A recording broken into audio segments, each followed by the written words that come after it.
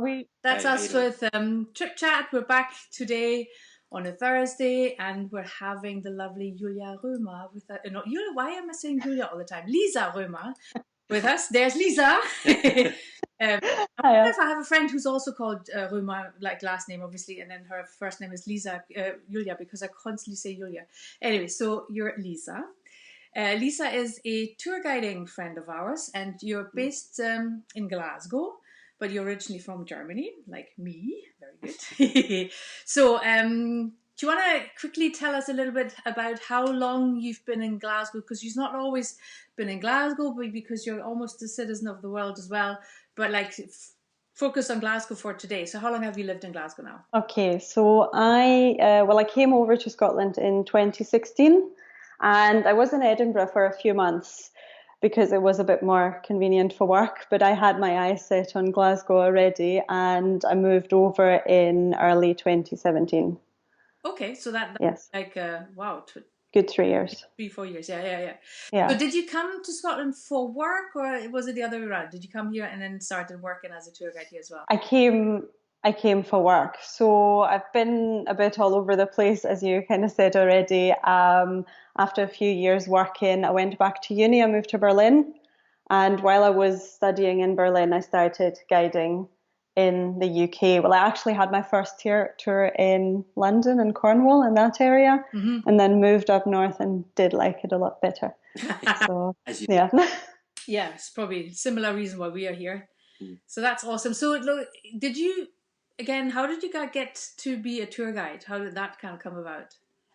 I worked on a river cruise ship for a little bit in France from Paris. We were going to Normandy and back in a week.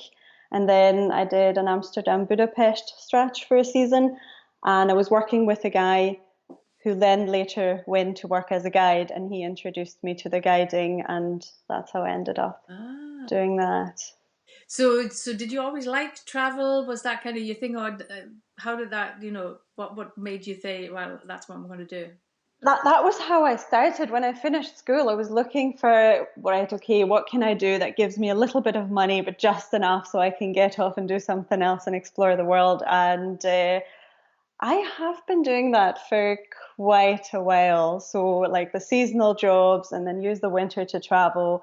And then it was around about the time when I guided in Scotland for a few years that I was like, I'm ready to settle down a bit. I like it here, and I can I can buy a car, and I can actually be a bit settled. But I've been traveling around for about 10 years more or less, Yeah. with like changing where I live every year or two.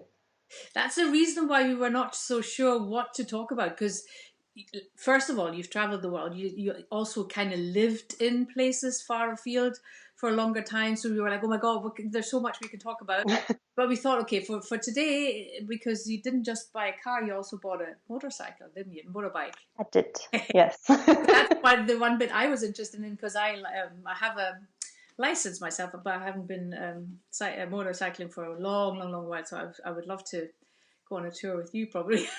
Oh, shit. You would have to hold. I didn't know that. Oh, you did. No, I didn't. That's why I was so hyper about it. Long story short, we thought for today we keep it to Glasgow because people seem to be really interested in Glasgow, and obviously for a good reason.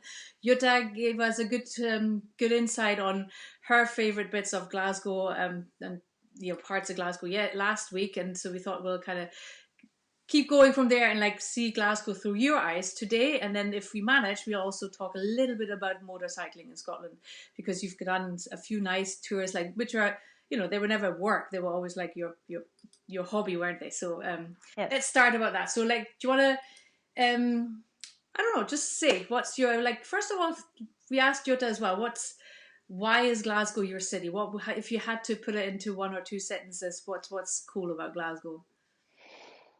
I think you hear a lot of people say that Glasgow has this amazing music scene, art scene, theatre, and everything. And I think that's all true. But I think what's always drawn me to Glasgow is the people. Yeah. It sounds like this stupid slogan. Well, this slogan is people make Glasgow, it's brilliant, but it sounds stupid to say. It's really true that you have this down to earth, working class environment feel to it where You don't need to pretend to have a lot of money. I think if you, like my time in Paris, for example, I always felt underdressed. I was walking around in jeans and t-shirt and I was like, oh la la, no, no, no. And they didn't like it. And in Glasgow, you could have a nice suit, you could have bags of money. You couldn't have a full set of teeth. People don't care. They treat you the same. Yeah. And it's a way of respect and kindness amongst each other that I really appreciate and that I really like. Yeah. Yeah. Jutta settled for the people as well, didn't she? Like, so, and I'm totally with you, Sean's same opinion. Yeah, I mean, I've lived that side of Scotland before, whether it's Glasgow or Motherwell, around that sort of area. It's a sort of place you could sit next to someone on the bus stop, and literally by the time you left, you know them, and you could almost stay at their place. You know, it's absolutely everything about them, their kids, the school, their history, everything, just from sitting next to them, whether it's a pub or a bus stop or. Yeah. I mean, coming from Australia too, if you walk past someone and make eye contact, you'll say hello or you'll just nod the head. Yes. Acknowledgement. You know, you go somewhere like London and you look at someone, they want to know what's wrong. Exactly. It's like they're going to phone the police if you look at them for too long. What are you looking at me for? But Glasgow, you're just like, hey, how you doing? You just that's everyone's friend, I think. Okay, absolutely. And I think you can say that for a lot of places in Scotland, but it's a bit unusual for a city. Yeah. Because I think in a city, people tend to just, mind their own business, and you still have that kind of community feel here. That's quite nice. That's true. Okay. So we've got a lot of pictures that you've taken of places that you particularly like or where you want to kind of talk to us about. So shall we start with one of them and you'll start saying, like, yes. Then we get a bit of a feel for what you really like about it. So yes, so you were saying Utah was staying a little bit in the center and west, and I thought, okay, I'll take the south. It's not as touristy, it's not as well known, it's not going to be on a touristy map, but there's a lot of things to see. So we'll do a little walk around Queen's Park. Mm-hmm. So Queen's Park is about 2 miles south of the city centre, and round about the 19th century, we all know that it became busier. There was a lot of work, and people came into the city, so the tenement flats started to develop in that area, and that was the reason to create that park. There's the Maxwell family that was quite famous in the area. The Maxwell family owned pretty much the whole of the south here, and they sold this off, went through a few different hands, and then went to the city and they created the park. We have, let me see what kind of picture we could take. Number 10. That is a view. That's not my picture. It's actually a friend who took that picture. She does a much better job at taking pictures than me. So it's a very hilly park, and when you go off to the top, you have this brilliant view. You can see Ben Lomond on a good day. So this is really, really nice. If you were to take picture number 12, for example, you can see Victoria Road. Is it like the exit of the park that you should see right now? Looking down the straight road into Govan Hill. Mm-hmm. And Govan Hill is an area that is still a little bit chaotic, but is also changing. So the past couple of years, so many new shops and cafes opened up on the area. You get amazing Indian, Pakistani food, sweets. Oh, you walk down the street, you've gained like 5 pounds. Just from looking at them, yeah. Yes. There's a really nice organic shop with lovely bread, with these like no packaging things where you can take your soap or your grains and nuts and all, with your own containers, which is lovely. And then you come around the corner onto the park. You come down to the park and you would be turning left. And you come to an area that is completely different within meters. So if you were to look at picture number 7, you have a really nice example of a row of tenement flats that are still today quite posh, actually. You have this lovely view over the park, a lot of greenery, and you have the Statue of Liberty of the South Side, picture number 8. So that's the same building. There, like, I love how that posh street you were mentioning, that, the patios, like the bay windows, they're beautifully designed, are they? With like everything is round. It must have been cost It must have cost a fortune to have the glass round it like that. It's amazing. It's still an area where the houses are a little bit more upmarket. Yeah, you can see that. And plus, like it is one of those crescents, isn't it? Where you have the main street go in the middle and then you have a crescent on the side. Or am I? Yes, Yeah, so yes. you get It's not as big a distance as on Sauchiehall Street, um so it's closer together, but it's yes, you do have this little street going off the side as a little crescent. yeah, so that was to kind of keep the noise, obviously that was kind of during Victorian, or like was it even Georgian time when these houses were built? Would have been Victorian. Victorian. But Yeah. yeah, so to keep the kind of the noise of the streets away, they had these crescents which took it a bit the back, didn't it? So that Yes. and even today that makes sense because the main road doesn't go directly past your lounge windows, which is quite nice. Absolutely, and you have the lovely, slightly elevated ground floor, and you still have the lower ground floor, the basement. Yes. Ah, okay, cool. So you said picture number 8 afterwards. So sorry, the Statue of Liberty. Yeah. Yes. Yeah. So you can see I think from the area when all the ornaments get a lot more detailed and everything gets a little bit more nicer and well done. How the scenery changes, gets a bit more green as well. Mm-hmm. Yeah. That's the thing. I think with Glasgow, lots of people think, when they arrive, obviously they arrive in the city centre, and it's quite packed and it's quite dense in terms of architecture, isn't it? And usually, well, put it the other way around, you hardly ever get anyone say, "Oh, I love this." People are usually like, "Oh, okay, I'm not so sure about this." So I feel with Glasgow, it's almost like a patchwork. You have to show them the bits and pieces and show the beauty of the little pockets.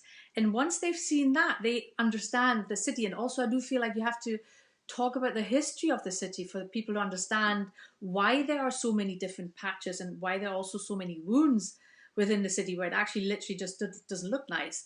And then suddenly people go like, "Oh my God, now I see it. Now oh wow, the city is beautiful in its own right. It's just not picture perfect, is it?" Yes, yes. And a simple advice to just look up.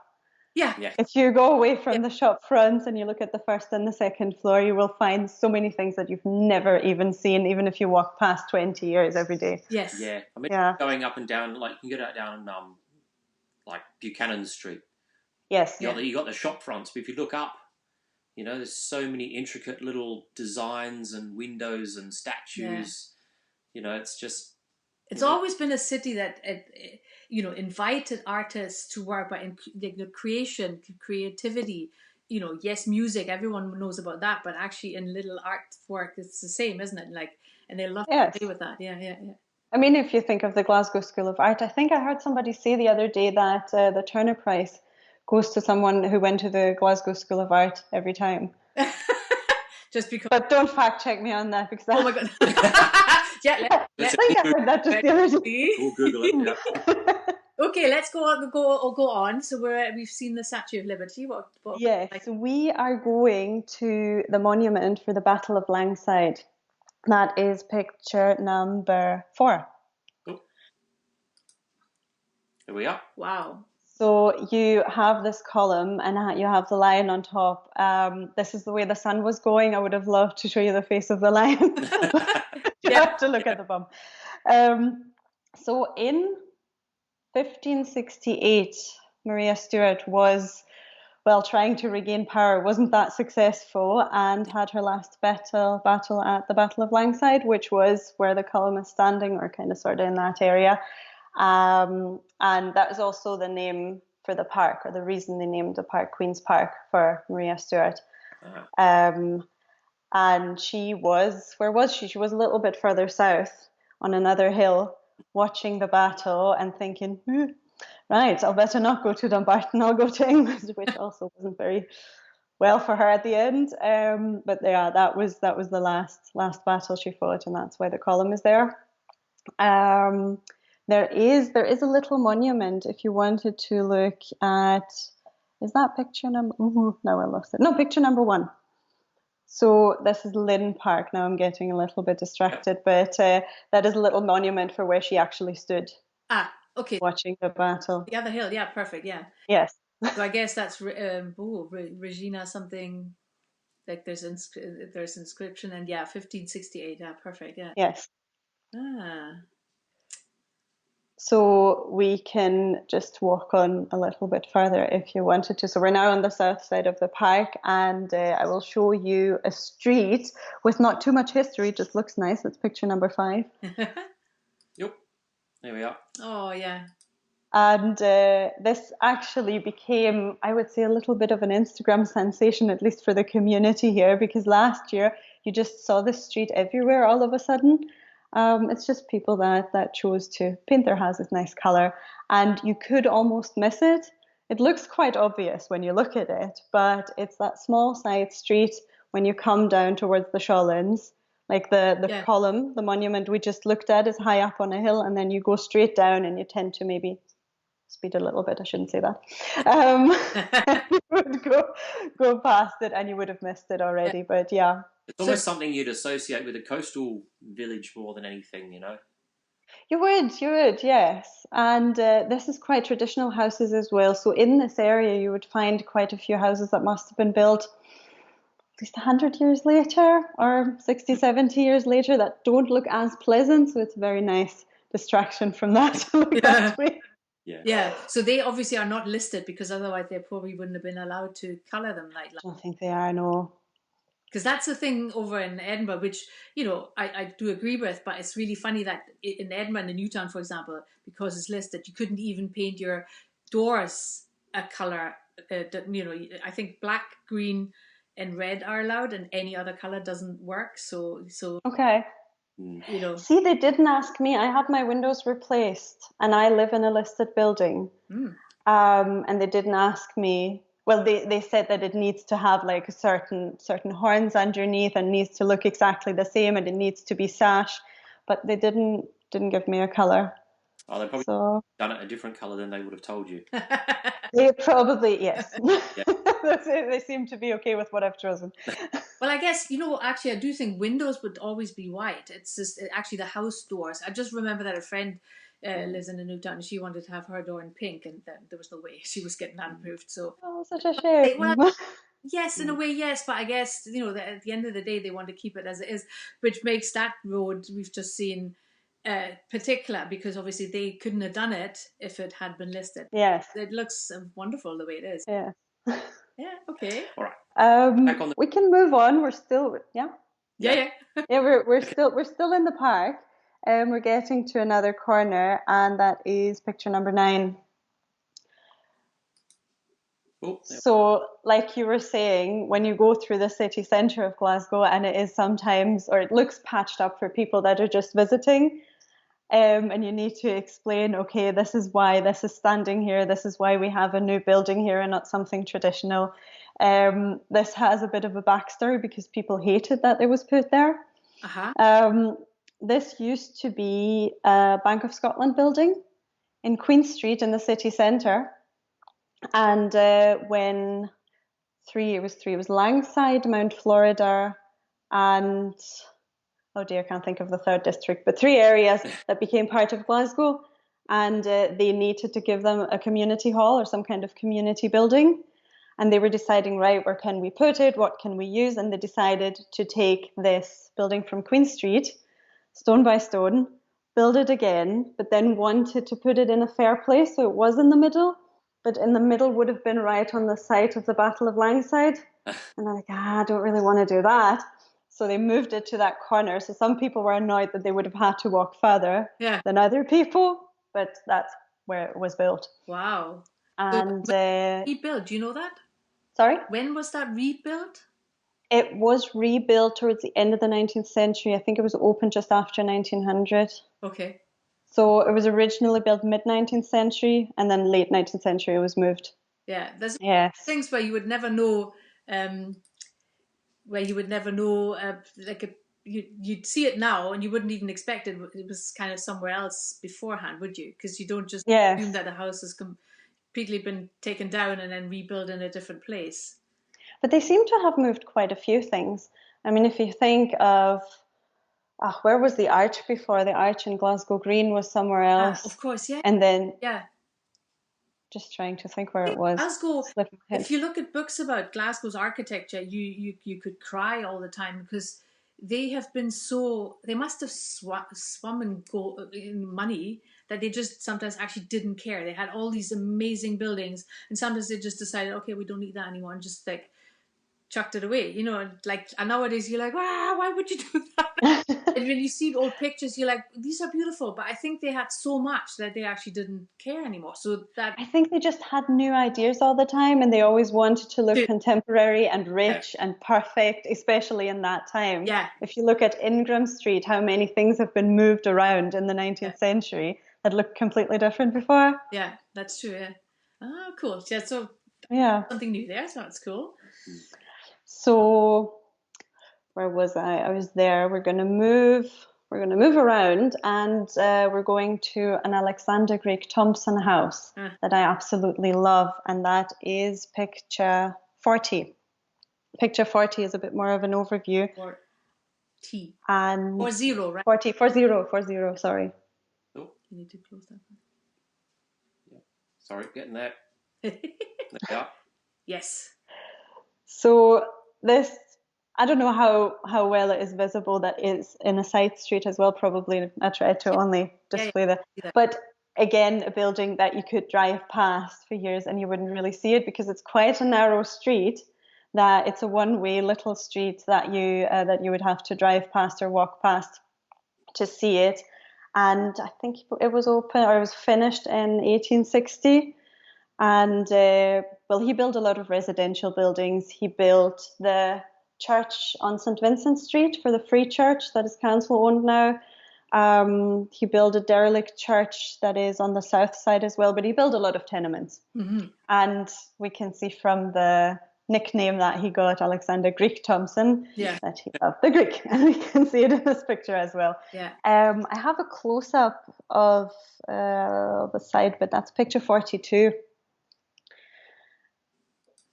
So, and I think if you know a few of his buildings, or there is an Alexander Greek Thompson Society, you can go on the website and you will find all his buildings and you can see that these patterns are just reoccurring. And I think he hardly ever left the city. Yeah. He hardly traveled. He read books and he was just, I like the Greek and that's what I'm going to stick with. Well, they say if you're good at something, stick to it. Yeah. Yeah. Yeah. No wrong. That's sure, yeah. I love it's still residential. The chimneys on top look like hats, don't they? Even it's really nice. I found when I took the picture that even they have been ornated with the little details, and I thought that was quite cute. Very nice. Yeah. We can go into Pollock Shields. Mm-hmm. That would be Maxwell Park. That is picture 17. Look, there we are. Oh, yeah. So we've said that the tenements started to be built on the south side in the 19th century because of the demand and everything, and that happened in Pollock Shields as well. So it was a big farm, also owned by the Maxwell family.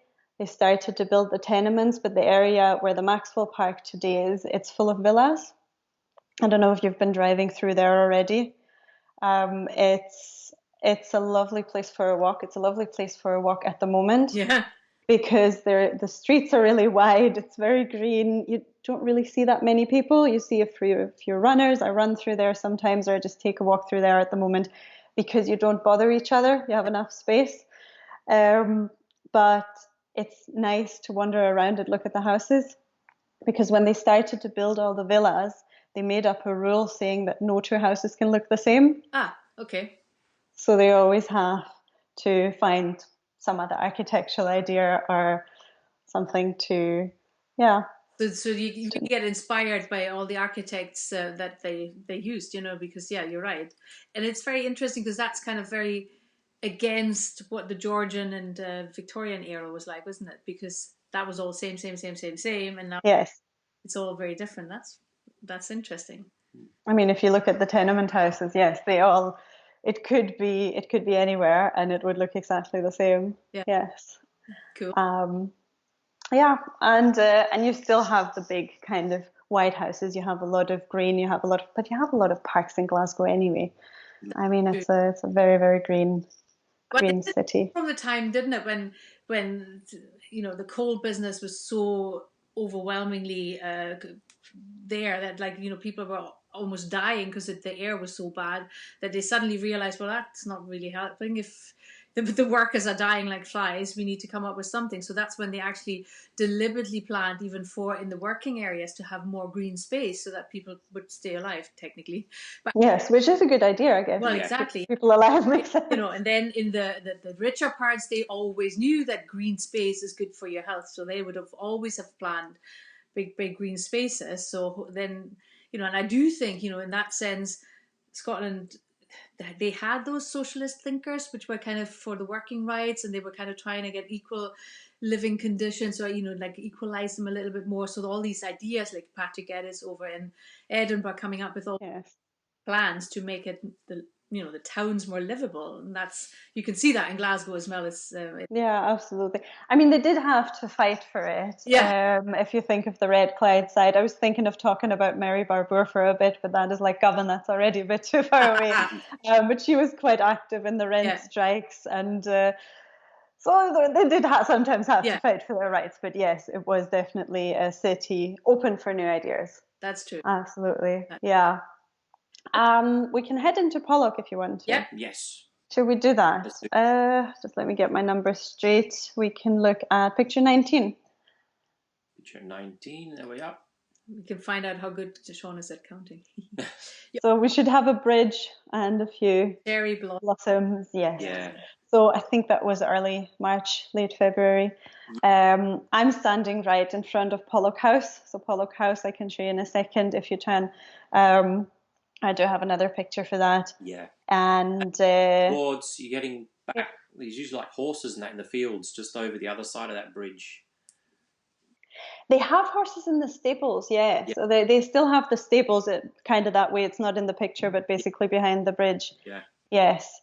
So the park we're in, Pollock Park, is the biggest in the city of Glasgow. And it was given in 1966 to the council by the Maxwell family under the condition not to build anything, but to have it as a public park for the people. That almost worked. We have the Burrell collection there now, but almost nothing built. But we have a golf course, we have mountain bike tracks, we have allotment gardens, which are really hard to come by. I was trying to get in there for quite a while now. No chance.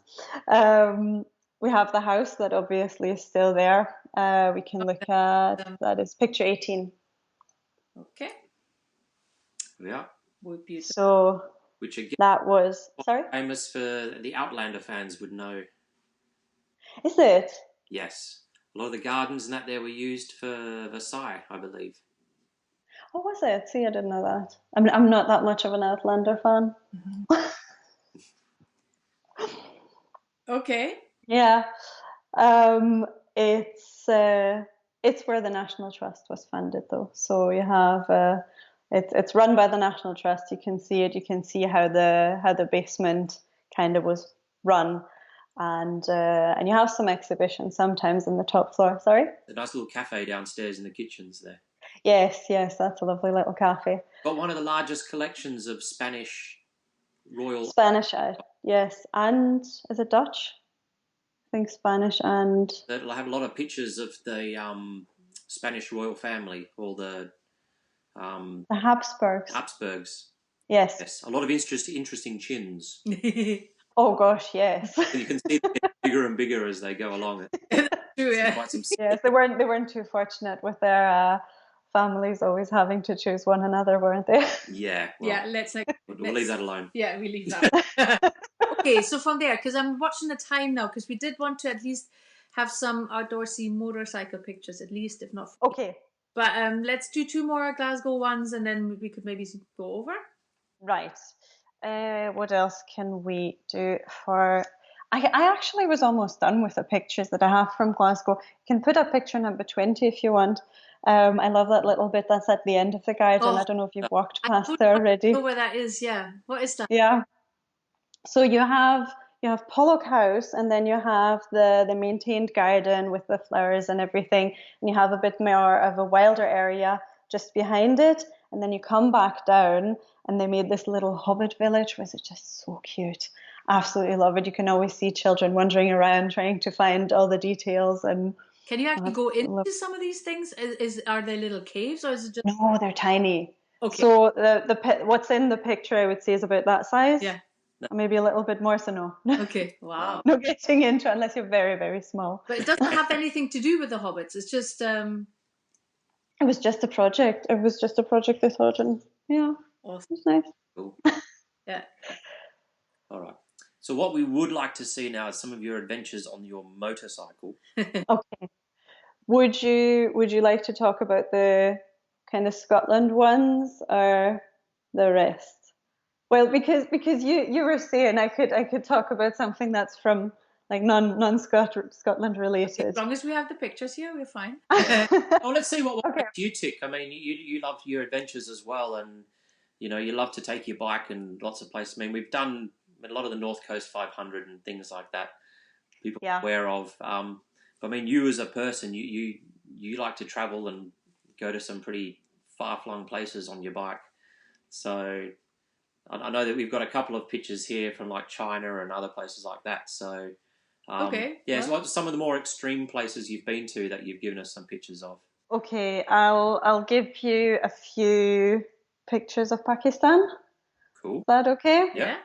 So I went to Pakistan for a good month in March, April 2018, and spent like 3-ish weeks in the south where it was boiling hot, and then met up with a friend and we rented bikes and went to the north for a couple of weeks. You can put a picture 51. Yep. So from Islamabad, our flight was cancelled. So if you're ever there, maybe you should prepare not to fly into Gilgit because the flights just get cancelled all the time. And we ended up having our flight cancelled as well because there's always a storm or wind or too much fog or rain or just no planes. I don't know. So we had to drive. We drove 12 hours into the mountains and then followed the street to the Chinese border. And that was one of the scenes that we woke up to. And I just think these mountains are absolutely gorgeous. Yeah, I mean, the north was more the landscape and the scenery for me. And yes. Let's compare that because you do have a nice highland picture, as far as I remember, like a panoramic of the bike, and so these mountains are obviously very rugged, aren't they? And that's definitely like wind erosion, isn't it? But they almost look like someone painted them, like the little peaks. I mean, it's all much higher. I think it must. I don't know what type of stone it is. I couldn't tell you about the geology. Yeah.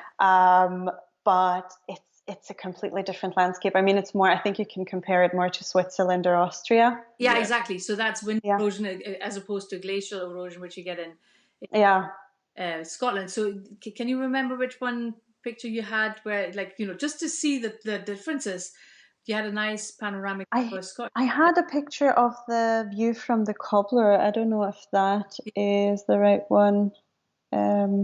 Just give me 1 second. That is 34. Yeah.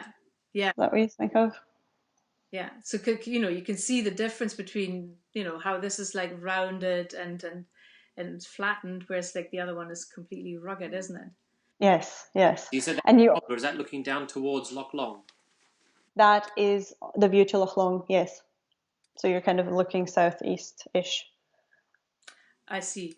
And then okay, so back to Pakistan. Like, how was it different to actually drive there? Like, the motorcycling, was it different in terms of? See, in the mountains, it was fine. Because it wasn't as busy. Yeah. If you go to a country that is far away from all our rules and regulations and health and safety, regulations, then you just have to make up your own rules. And I think when you're driving in a country like this, and this is the same for Southeast Asia, when I was driving around there, that you just need to be mindful. Yeah. Just watch where you're going. It's not chaotic, I think, once you get used to it. Yeah. It's not as much of a mess as you would think when you're hearing like, oh my God, they're just skipping red lights and what are they there for? And you don't, empathize with Yeah, it so much, but yeah, it works. that's true. No, you know what? I wasn't even thinking about that. I thought, why is Scotland, for example, drawing so many motorcycle tourists? And I do think it's because the roads, they're not well done mainly. Some of the single track roads are like really shoddy in terms of the tarmac and everything.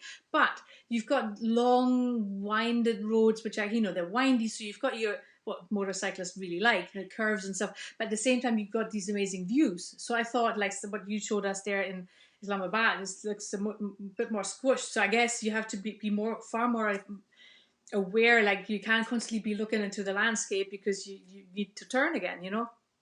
I think, I think it depends, and you're absolutely right. Like in Scotland, the scenery is beautiful. The roads are windy and nice, but you need to be careful because there might be all sorts of things on the road as you come around a bend. There might be no road when you come around the bend. Um, and you do have the same in Pakistan, I found. Some roads are just very neat and fresh and new. And then some you have a pothole the height of me. So you don't want to go through that. I found in Thailand, for example, the roads were so much better than in Scotland. That's true, yeah. So okay, Yeah. show us another one of your like abroad pictures, then we could do another comparison maybe. Right, I'll give you 48. 48. That's one of my favorite pictures from Pakistan. And thanks to my friend, I have this in my hall in a bigger version as well. It's the color hasn't been changed. This is exactly how it looked like. Been filtered, it does actually, yeah.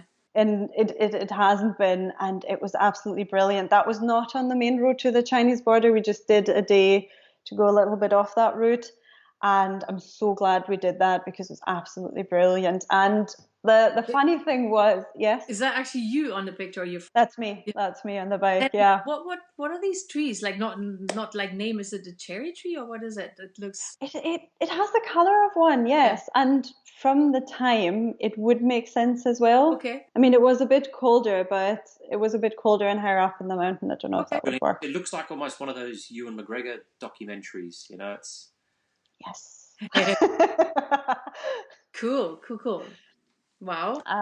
And maybe one last thing before we go back, yeah. Since we're in this country already, I think it is so misunderstood, and I would say that the friendliness I've encountered and the helpfulness and the openness of people was incredible. Yeah. I mean, after my friend joined, who is male, nobody wanted to talk to me anymore, and they thought it was weird when I wanted to join the conversation as a woman. But apart from that, I mean, it's just trying to navigate your way around a different culture, and there is no need to be afraid. And that was brilliant. I just thought I'll put that in there. Yeah, that makes sense. So did you have another picture from there you want to show or no? If you wanted to go back, we can go back. You can look at 49, which is not that much scenery. That's just us getting to the Chinese border. And there was a convoy of, I don't know, almost 20 cars. So we would have been the only ones had it not been for this group of 20 odd cars traveling off that road as well, and then not sure if they should be taking pictures with us or the Chinese border. That's so funny. Wow. So, and it was freezing cold. I mean, you said you haven't been on a bike for a while. Oh God, no, ages, yeah. I mean, I don't have heated grips. I don't have all that luxury, so I try to be in 14 degrees or more when I bike. But I couldn't feel my hands. I couldn't feel my feet. I was afraid to put my feet down because I thought they would just give way and I'd fall over. But we made it. So how high up does it go there? Because again, I had trouble breathing, so it was over 4,000 at that point, I think. Yes. So that is a difference, isn't it? Again, if you think the highest mountain in Scotland here is like 1,340. 348. 1345, yeah. 45, yeah. Yeah. From 44 to 45, that was the change. You do one, then you leave out the 2, 3, 4, 5. 1, 3, 4, 5. That's good. That's really good. And the feet one is easy. Well, I haven't been guiding around the last week. Okay. But just roughly, like last number I remember. You're fine. But so it's not even half of what. So it's a completely different. I think for motorcyclists in Scotland, you don't have to worry about the cold, yes, but it's more about the changing weather, isn't it? So since I think everybody comes to Scotland with the danger in mind that it might rain any time. yeah, So I think everybody who takes their bike to Scotland, they're well aware that it can happen that you're spending 7 days in rain, or it's going to be on and off at least. So you should be prepared. yeah. I felt that some people, whether they're on bikes or not, they underestimate the temperature still. They come in summer and they either have just their winter clothes and it's actually summer. So you can't do it right in Scotland anyway. No, yeah, you have to have onion principle even for biking. So you had there's 2 more pictures which are absolutely lovely, like from you in Scotland on the bike, or like the bike in Scotland. You need to tell us the numbers because we can't find them otherwise. Okay, well, I'm not quite sure what you're referring to. There's one of the bike that was in the bike itself somewhere, and then you had the bike itself that's a viewpoint when you come out of Greenock, so that would be 23. And then you had see then comparing my friends taking pictures to me taking pictures. 23. And is that the same bike you used in Pakistan as well, or did you hire one over there? No, I hired one. So that's more of a road bike. Yeah. And I love it because I'm 5'2". I'm not very tall. And it's only a 300. It's good enough for me. It's quite a small engine, but I'm happy with the weight. Yes. And I think that's quite important. And I tiptoe when I have to move it around. As soon as it's going, it's fine. But just moving the sheer weight of it can be. It wouldn't have been enough for the inclination over there. And then you had a wonderful panorama because we can do a motorcycle one another time. You drawn out the nice maps of where you went, but like there was a lovely full size. Maybe it's 26. I have a view from the Queen's View. That was 33. Ah, okay. Yeah. That one? Probably. No, I think it was a proper panoramic. It went even wider. It was 26. 28? 28? Well, it could 28. Maybe? That's good. Yeah, that one, that's probably what I meant. 20. Yes, that's Moorshiel Park, so that's just south of Greenock. So when you go towards Greenock, that is a brilliant road. I mean, take care of the sheep because there can always be sheep around. But it's quiet. There's not a lot of cars. On the weekend, you might find a few cyclists. But it is nice to just potter around the bends, enjoy the scenery, enjoy the quiet as well. Yeah. One of the places where you can just stand. You're not that far from Glasgow, but you can stop and take off your helmet and just hear nothing, which is lovely. Yeah. And at the end of that road, because that's the old Largs Road, you'll come down to the beach, and I think that's just me. I know that there's enough motorcyclists in Scotland. It's just, I don't know, maybe I tend to choose different routes, but I don't encounter these big meetings of motorcyclists too much. But in Largs, on a nice summer day afternoon, this will be mobbed with motorcyclists having their ice cream, having a break, and having a chat. So yeah, quite a popular area, just along the coast as well of Ayrshire. Yeah. A lot of nice places you can go. Yeah, one thing I've noticed over here a lot more than in Australia is everyone wears leathers. Yes, I have been told off for not doing so because I like to bike in my jeans. I find them very uncomfortable. Yeah, I know. I mean, it may be a temperature thing, but you'd see people in shorts and flip flops and t-shirts on their bikes, but here, nearly 8% of people you'll see will be fully leathered up. I think it's a bit of a health and safety thing as well, that people are quite used to their health and safety, because a lot of people have told me, yes, oh, where is your safety gear? And I mean, I have a proper jacket and everything. It's not like I'm just going up in a bikini, but I think it's also because there's not that many. And I think people would think if you're on a bike, you have to do it like 100% with all the gear. And in Germany, it's the same. People go around in their jeans and t-shirts. Yeah. Oh, okay. So that's just normal. It's almost socially acceptable to be.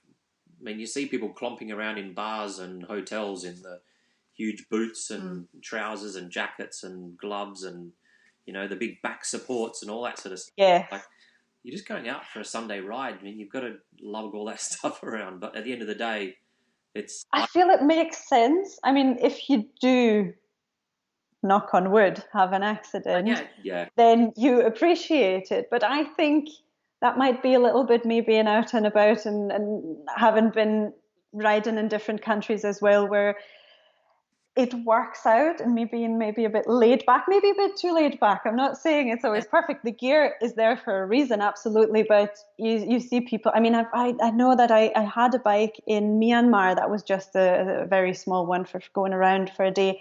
And the guy wanted to put petrol in, and he had a cigarette in his hand, and he was like, and then put the petrol in. And I took a few steps. I was like, are you mental? He's like, oh, what's the problem? And they just, yeah. Let's not go on too much about safety, but like I was just quickly final word wanting to kind of talk about the community, because there is a bit of a motorcycling community within Scotland even. You know, yes, we get a lot of tourists who come here to bike, but you know, if it's a sunny day, you know, people like you get their bikes out and then go on the road, don't they? So it's a bit of yes, absolutely. I mean, you can find. I think there's a place close to the Forth Bridge where you can find a lot of bikers as well if it is a nice day. There's all these meet points, isn't there, where people end up meeting. You take your break and then you go on, and sometimes it's just one, and sometimes it's a couple of people going together, and then yes, you can definitely meet up, and you'll always have a chat. I mean, that's here as well, aren't you? You know, you're looking at checking out each other's bikes. Oh, you got this one, you got that one, or you got this exhaust, you got that exhaust, and you know. Yeah, but it's about the countryside, isn't it? I think, you know, people really enjoy, you know, like I think Scotland has a lot of, you know, mountain bikers, but road cyclists, you know, who just really, really enjoy the home countryside. And that's what, you know, that's why I was saying, you're not doing this because you're working. You take your bike for personal pleasure to kind of get to those lovely remote places. And that road we just showed there, that just says it all, doesn't it? If you want to, you know, if you're not a motorcyclist, then maybe you're a bike, like a cyclist, then you would like to take your push bike there. Or even if it's your car, it's just a lovely road trip into the solace of the beautiful landscape, isn't it?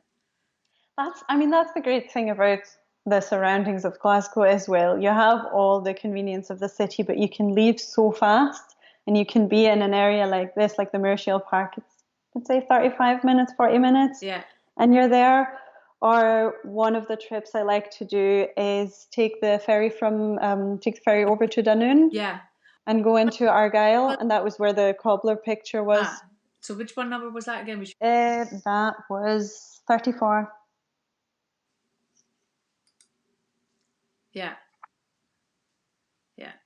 Argyll, like, the whole coast that way. I just always love it. That is a brilliant, and you have a lot of hidden stretches. I mean, you have the obvious ones that you sometimes go around with the coach as well, I guess. It doesn't matter how small the roads are, we all have to share them.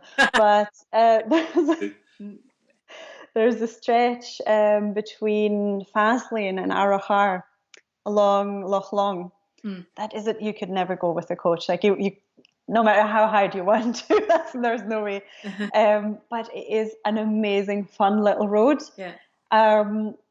Be careful you don't see what's behind the bend, but it goes up and down and left and right, and it's just quite a fun little stretch as well. And you find these little bits everywhere, and then you go back to the main road. And you always find a place to, I don't know, stop and do something else. You can walk towards the cobbler. You don't have to do the whole thing. You can stop in Inverary when you do that stretch. You can go to the Benmore Botanics, for example. Do another episode. Yeah.